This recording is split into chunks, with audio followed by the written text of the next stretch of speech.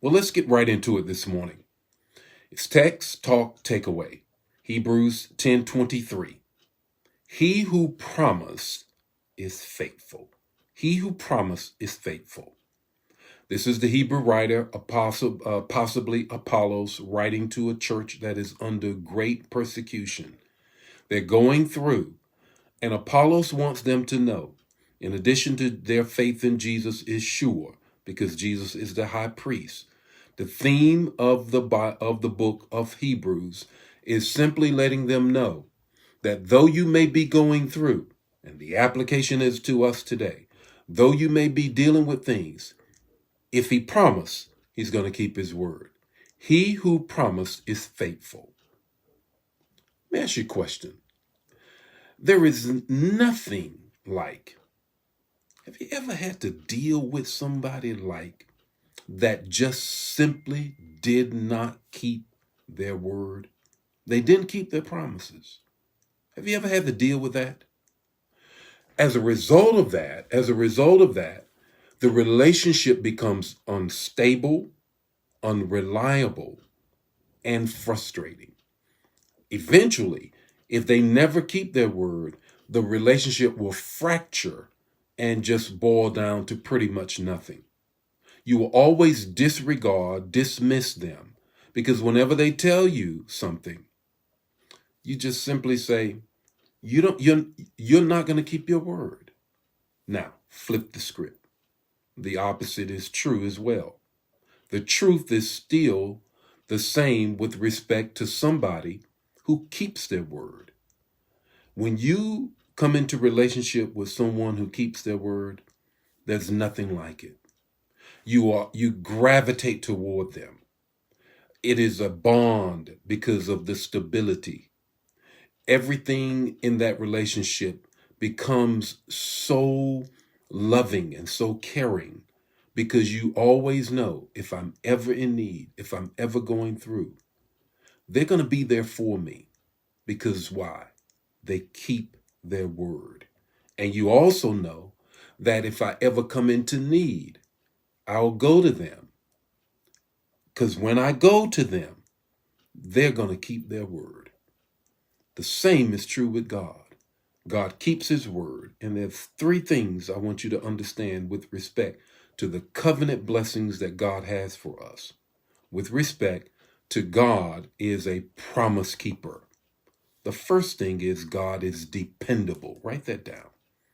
God is dependable, whether it's in the chat area, in your journal, whatever the case is. God is dependable because God is consistent. God is consistent. He's the same yesterday, today, and forevermore. You cannot find a time when God was inconsistent. The nature of God is his consistency. He told Moses, I am that I am. In other words, I'm not going to tell you that I'm this or that, because in the this or that moment, I need to be God. I cannot confine myself to a situation or circumstance. I have to confine myself to the nature of who I am, that in every situation and circumstance, you can depend on me to come through for you. Check out the history you have with God. Look back. Is there a time when God did not do what God said God was going to do, or even better, and kept you through that situation? God is dependable. That's why God is a promise keeper. The second thing is this. God is reliable. God is reliable because he cannot lie. He cannot lie. I can rely on his word. You see, when a person gives you their word, that means you can rely on them. God says this, I swore on myself, because there was nobody else that could make sure that I kept my word.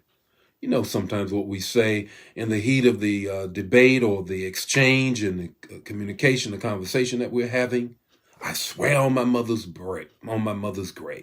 I put my hand on a stack of Bibles. And essentially what we're saying is the thing or person that I am swearing on, it sees me, is beyond me to ensure that I will keep my word or I'm reliable, that I will tell the truth. Well, God says there's nothing that exceeds me and no one that exceeds me. So therefore I swear on myself so you know that I am reliable. God is able. That's the third thing. When you know that God is a promise-keeping God, God is able. God is able, and there is nothing too hard for God. Come here, Sarah. Have a seat and testify to the people. When God approached Abram and Sarah at that time, to reinforce the preamble of the promise that he made in Genesis 12, what he says to them, Sarah outside of the tent starts laughing. He says, now I'm going to make you a great nation. I'm going to make more stars in the sky, more sands on the seashore is going to be your heritage and your legacy. Sarah, eavesdropping, started laughing. God's response to her was, is there any, Sarah, come here, daughter, have a seat. Is there anything too hard for you? Is there anything too hard for me to do concerning you? So God is able, God is reliable, God is dependable. Therefore, you know he's a promise keeper. What's your takeaway this morning?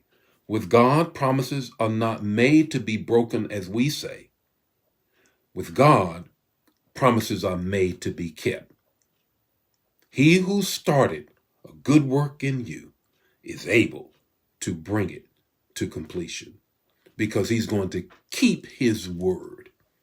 Hebrews 10:23 tells us this. Jot it down, make it a part of your life. He who promised is faithful. The Lord be with you today. His face shine upon you and give you peace. I'll see you tomorrow morning with more morning manna. If it bless you, bless somebody else and share the manna. Don't keep it to yourself. Bye now.